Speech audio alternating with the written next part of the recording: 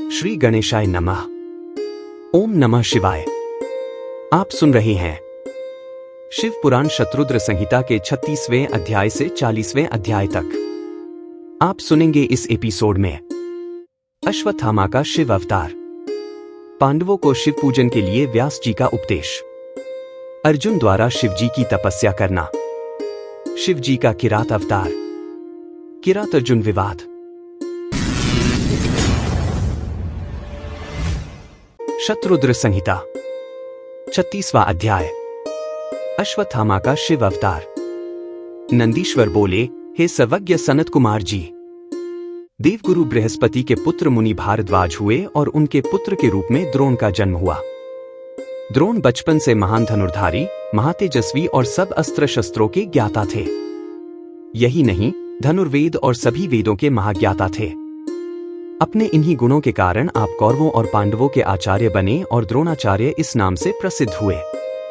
इन्हीं द्रोणाचार्य ने अपने मन में पुत्र प्राप्ति की कामना लेकर भगवान शिव की आराधना की और अपनी घोर तपस्या से त्रिलोकीनाथ भगवान शिव को प्रसन्न कर लिया। शिव ने उन्हें साक्षात दर्शन दिए। शिवजी द्वारा वर मांगने के लिए कहने पर द्रोणाचार्य बोले, हे प्रभु, यदि आप मेरी आराधना से संतुष्ट होकर प्रसन्न हुए हैं तो भगवान मुझे अपने अंश से पैदा होने वाला पुत्र प्रदान कीजिए, जो वीर, पराक्रमी और अजेय हो। द्रोणाचार्य को उनका इच्छित वर प्रदान कर शिवजी अंतर्धान हो गए। तत्पश्चात मुनि द्रोण प्रसन्नतापूर्वक अपने घर को चल दिए और वहां जाकर उन्होंने अपनी पत्नी को वरदान प्राप्ति के बारे में बताया, जिसे सुनकर उनकी पत्नी बहुत प्रसन्न हुई। निश्चित समय पर मुनि द्रोण की पत्नी ने एक वीर बालक को जन्म दिया, जिसका नाम अश्वत्थामा रखा गया। अश्वत्थामा वीर और पराक्रमी योद्धा हुए और उन्होंने कौरव सेना का मान बढ़ाया। जब कौरव पांडवों का युद्ध हुआ तो अश्वत्थामा के कारण कौरव सेना अजेय हो गई और वह पांडव सेना पर हावी होने लगी। शिवजी के अंश से उत्पन्न होने के कारण ही अश्वत्थामा ने पांडव पुत्रों को युद्ध में मार डाला था। यह देखकर अर्जुन बहुत क्रोधित हुए और अपने पुत्रों का नाश करने वाले पर आक्रमण करने लगे। अर्जुन के सारथी के रूप में स्वयं श्री कृष्ण थे। अर्जुन को अपनी ओर आता देखकर अश्वत्थामा ने उन पर ब्रह्मशिर नामक अस्त्र छोड़ दिया, जिससे सारी दिशाएं प्रचंड तेज से प्रकाशित हो उठीं। अश्वत्थामा के इस अस्त्र को देख अर्जुन एक पल के लिए विचलित हो गए। उन्होंने श्री कृष्ण से इसका उपाय पूछा। तब श्री कृष्ण बोले, हे अर्जुन, यह बहुत घातक शक्ति है और इससे तुम्हारी रक्षा स्वयं भगवान शिव ही कर सकते हैं। तुम उन्हीं का स्मरण करके इस अस्त्र का नाश करो। तब अर्जुन ने हाथ जोड़कर भगवान शिव की मन से बहुत आराधना और स्तुति की। तत्पश्चात उन्होंने जल को छूकर शैवास्त्र छोड़ा। इसके प्रभाव से अश्वत्थामा द्वारा चलाया गया ब्रह्मशिर अस्त्र शांत हो गया। फिर भगवान श्री कृष्ण ने अर्जुन सहित सब पांडवों को अश्वत्थामा से आशीर्वाद लेने के लिए कहा। श्री कृष्ण की आज्ञा मानते हुए सभी पांडवों ने अश्वत्थामा को प्रणाम किया। तब प्रसन्न होकर अश्वत्थामा ने पांडवों को अनेकों वर प्रदान किए और फिर अपने कर्तव्य को निभाते हुए कौरव सेना से मिलकर पुनः पांडवों से युद्ध करने लगे। इस प्रकार भगवान शिव ने परम भक्त द्रोण के घर पुत्र के रूप में जन्म लेकर अनेक लीलाएं रचीं। शत्रुद्र संहिता 37वां अध्याय। पांडवों को शिव पूजन के लिए व्यास जी का उपदेश। नंदीश्वर बोले, हे श्रेष्ठ मुनि, जब पांडवों को दुर्योधन ने जुए में हरा दिया था और वे वनवास पाकर अपनी पत्नी द्रौपदी सहित द्वैत वन में निवास करने लगे थे, तब एक दिन दुर्योधन ने ऋषि दुर्वासा को उनके शिष्यों सहित पांडवों को कष्ट देने के लिए उनके पास भेजा। दुर्वासा ऋषि अपने 1000 शिष्यों को अपने साथ लेकर पांडवों की कुटिया में पहुंच गए और युधिष्ठिर से बोले कि हम स्नान करने जा रहे हैं, इतने में आप हम सबके लिए भोजन का प्रबंध कीजिए और स्वयं चले गए। दुर्वासा ऋषि द्वारा भोजन की व्यवस्था करने की बात सुनकर सब पांडव सोच में डूब गए, क्योंकि उनके पास अन्न नहीं था। तब देवी द्रौपदी ने भगवान श्री कृष्ण का स्मरण किया और तुरंत वहां आ गए। वहां उन्होंने पांडवों की रसोई में बचे अन्न के एक दाने को खाया और इससे वे स्वयं भी तृप्त हो गए।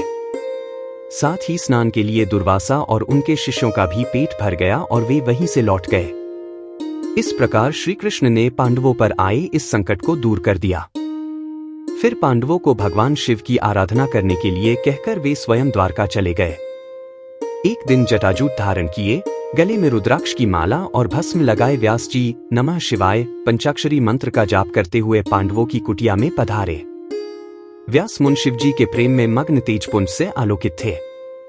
उन्हें पधारा हुआ देखकर पांडवों ने उन्हें प्रणाम किया और आसन पर बिठाकर उनकी पूजा अर्चना की। तब महामुनि प्रसन्न होकर बोले, हे पांडवों, तुम सत्य के मार्ग पर चलने वाले हो और सदा ही धर्म का पालन करते हो। महाराज धृतराष्ट्र ने तुम्हारे साथ पक्षपात किया और तुम्हारा राज्य दुर्योधन ने छल करके तुमसे छीन लिया। जैसा बीज बोया जाता है, अंकुर भी उसी का निकलता है। अधर्म और असत्य का मार्ग अपनाने वालों का कभी कल्याण नहीं होता। तुम सत्य और धर्म के मार्ग पर चल रहे हो, इसलिए निश्चय ही तुम्हारा कल्याण होगा। महामुनि व्यास के वचनों को सुनकर युधिष्ठिर बोले, हे नाथ, हमारे कष्टों को दूर करने के लिए कोई मार्ग बताइए। श्री कृष्ण जी ने हमें कल्याणकारी देवाधिदेव महादेव जी की आराधना करने के लिए कहा था। आप हमें शिव भक्ति का उपदेश दीजिए। युधिष्ठिर के वचन सुनकर महामुनि व्यास बोले, हे पांडवों, निश्चय ही श्री कृष्ण ने सत्य कहा था। भगवान शिव अपने भक्तों के दुखों को दूर करने वाले तथा उनकी रक्षा करने वाले हैं। तत्पश्चात व्यास जी ने उन्हें शिव जी के पूजन का विधान बताया। फिर बोले, तुम सदा धर्म के मार्ग पर चलना, इससे तुम्हारे कार्यों की सिद्धि होगी। यह कहकर महामुनि व्यास वहां से चले गए। तत्पश्चात व्यास जी के दिखाए मार्ग पर चलते हुए पांडव शिव जी की आराधना करने लगे। अर्जुन इंद्रकील नामक पर्वत के पास गंगा नदी के तट पर जाकर भक्तवत्सल कल्याणकारी भगवान शिव की आराधना करने लगे। शत्रुद्र संहिता 38वां अध्याय। अर्जुन द्वारा शिव जी की तपस्या करना। नंदीश्वर बोले, हे सनत कुमार जी, अर्जुन भक्ति भावना से गंगा जी के तट पर बैठकर भगवान शिव की आराधना कर रहे थे। शिव मंत्र के जाप से उनका अतुल तेज प्रकाशित हो रहा था। पांडवों को अर्जुन का तेज देखकर विजय में कोई संदेह न रहा। जब अर्जुन तपस्या करने के लिए उनसे दूर गए, तब अर्जुन के वियोग से द्रौपदी और अन्य पांडव बहुत दुखी थे, परंतु उनके मन में अटूट विश्वास था कि शिव जी की भक्ति से उनका निश्चय ही कल्याण होगा। उनके दुख को जानकर एक बार व्यास जी फिर उन्हें समझाने के लिए उनके पास आए। उन्हें देखकर पांडव बहुत प्रसन्न हुए और उनका आतिथ्य सत्कार करने लगे। तब महामुनि व्यास ने उन्हें उपदेश दिया और अनेक कथाएं सुनाई, परंतु पांडवों का दुख दूर न हुआ। एक दिन युधिष्ठिर ने महामुनि व्यास से प्रश्न किया, हे महाप्रज्ञ, जिस प्रकार के दुख और कष्टों को हम भोग रहे हैं, क्या पहले भी किसी को ऐसी परिस्थिति का सामना करना पड़ा है? युधिष्ठिर के इस प्रश्न को सुनकर व्यास मुनि कहने लगे कि पांडवों, निश्चय ही तुम्हारे साथ कौरवों ने छल किया है, परंतु अनेकों सिद्ध पुरुषों ने इससे भी अधिक दुखों को हंसते हंसते झेला है। निषद देश के स्वानी नल, सत्यवादी राजा हरिश्चंद्र, श्री रामचंद्र जी ने भी इन कष्टों को हंसकर झेला है। यह तो सप्तऋषों का स्वभाव होता है कि वे विपरीत परिस्थितियों और दुखों से विचलित नहीं होते और सदा सत्य के मार्ग पर ही आगे बढ़ते रहते हैं। मानव को तो दुख झेलने ही पड़ते हैं। बचपन, युवावस्था, वृद्धावस्था सभी में मनुष्य को दुख और कष्ट प्राप्त होता है। इसलिए अपने मन को मत भटकाओ और सत्य के मार्ग का अनुसरण करो, क्योंकि शिवजी सत्य से प्रसन्न होते हैं। इसलिए सभी मनुष्यों को सत्य के पथ पर चलना चाहिए। दूसरी ओर अर्जुन ने इंद्रकील नामक पर्वत के निकट गंगा जी के तट पर महामुनि व्यास के उपदेश के अनुसार शिवलिंग बनाकर उसकी विधिपूर्वक उपासना आरंभ कर दी। अर्जुन प्रतिदिन स्नान करके भक्ति भावना से इंद्रियों को अपने वश में करके भगवान शिव का ध्यान करते। दिन ब दिन उनकी भक्ति भावना और अधिक प्रबल होती जा रही थी। उनकी तपस्या के तेज से जीवों को भय होने लगा था।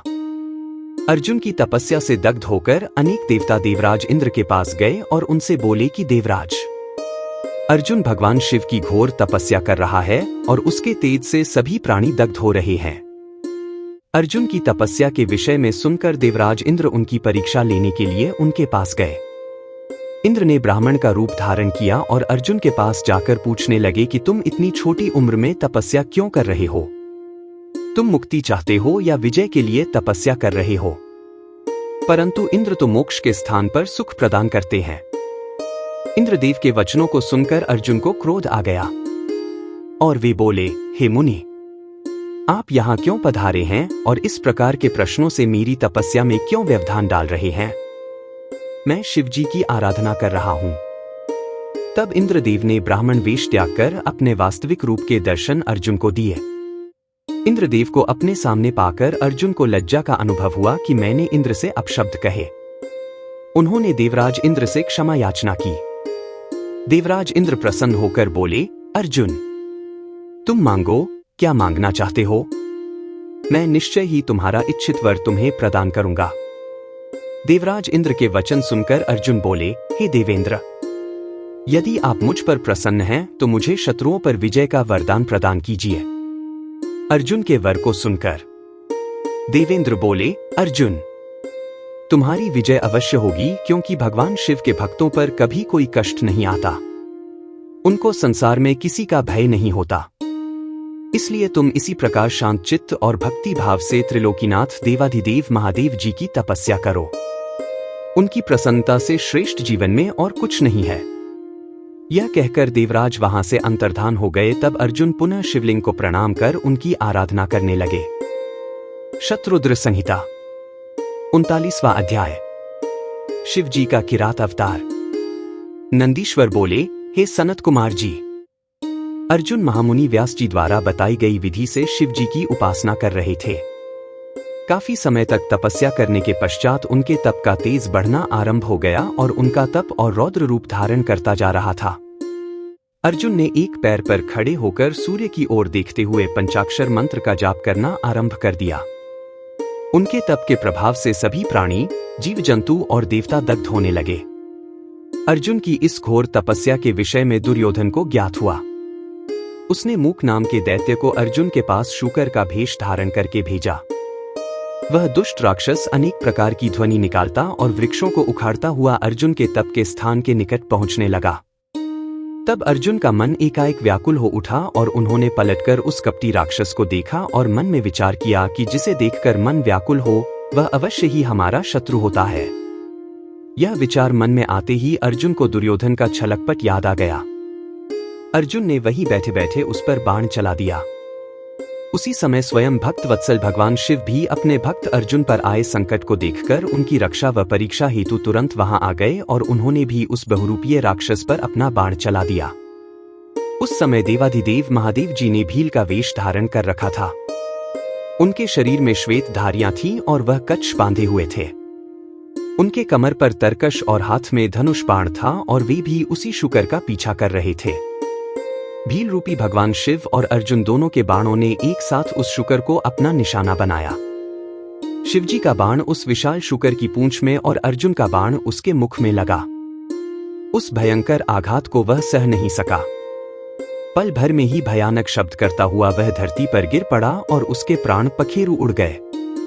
उस समय सब देवता भगवान शिव की जय जयकार करने लगे। शुकर रूपी दैत्य के मारे जाने पर दोनों बहुत प्रसन्न हुए। अर्जुन सोचने लगे कि यह भयानक दैत्य अवश्य ही मुझे मारने के लिए आया था, परंतु भगवान शिव ने आज मेरी रक्षा की और मुझे बचा लिया। उन्होंने ही मुझे सद्बुद्धि देकर उसे मारने की प्रेरणा मेरे मन में जगाई। ऐसा विचार मन में आते ही अर्जुन ने भगवान शिव के चरणों में प्रणाम किया और पुनः भक्ति भाव से शिव स्तुति शुरू कर दी। शत्रुद्र संहिता 40वां अध्याय। किरात अर्जुन विवाद। नंदीश्वर बोले, हे सर्वज्ञ, जब वह भयानक शुकर शिवजी व अर्जुन दोनों के बाणों से मारा गया और पृथ्वी पर बेजान होकर गिर पड़ा, तो भील रूपधारी शिवजी ने अपने एक सेवक को भेजकर मृत शुकर से अपना बाण निकालकर लाने के लिए कहा। उधर अर्जुन भी उस शुकर से अपना बाण लेने के लिए आए। तब अर्जुन और उस शिवगण में बाण को लेकर विवाद शुरू हो गया। वह गण बोला कि ये दोनों बाण मेरे स्वामी के हैं, इसलिए इन्हें मुझे दे दो। परंतु अर्जुन ने बाण देने से मना कर दिया। तब वह बोला कि तुम झूठे तपस्वी हो। यदि तुम सच्चे हो तो इन बाणों को मुझे दिखाओ। मैं अपने बाण की पहचान कर लूंगा, क्योंकि उन पर मेरा फल अंकित है। यह सुनकर अर्जुन उस गण से बोले, तुमसे मैं युद्ध नहीं कर सकता। युद्ध सदैव समान योद्धा से किया जाता है। मेरे बल और पराक्रम को देखना चाहते हो तो जाओ और जाकर अपने स्वामी को भेजो। अर्जुन के वचन सुनकर वह गण किरात रूप धारण किए भगवान शिव के पास गया। अर्जुन ने जो कुछ कहा था उसने अपने स्वामी को वह सब यथावत बता दिया। सारी बातें सुनकर किरातेश्वर को बहुत प्रसन्नता हुई और वे अपनी सेना को साथ लेकर अर्जुन से युद्ध करने के लिए वहां आ गए। युद्ध भूमि में पहुंचकर किरातरूपी भगवान शिव ने अपने दूत को पुनः अर्जुन के पास भेजा। शिव का वह दूत अर्जुन के पास गया और बोला, हे तपस्वी, जरा हमारी विशाल सेना को नजर उठाकर देखो, तुम क्यों एक बाण की खातिर अपने प्राणों की आहुति देना चाहते हो? अच्छा हो कि खुशी से वह बाण हमें दे दो और अपनी रक्षा करो। यह सुनकर अर्जुन को क्रोध आ गया। वे बोले कि तुम जाकर अपने स्वामी से कह दो कि मैं अपने कुल को कलंक नहीं लगा सकता। भले ही मेरे भाई दुखी हों, पर मैं युद्ध से डरकर पीछे नहीं हट सकता। क्या कभी शेर भी गीदड़ से डरा करते हैं? जाकर अपने स्वामी को बता दो कि क्षत्रिय युद्ध से डरते नहीं हैं, बल्कि अपने शत्रुओं को युद्ध में पछाड़कर आगे बढ़ते हैं। अर्जुन के ऐसे वचन सुनकर वह दूत अपने स्वामी किरातेश्वर भगवान शिव के पास वापस चला गया और उन्हें अर्जुन की कही सारी बातें बता दी।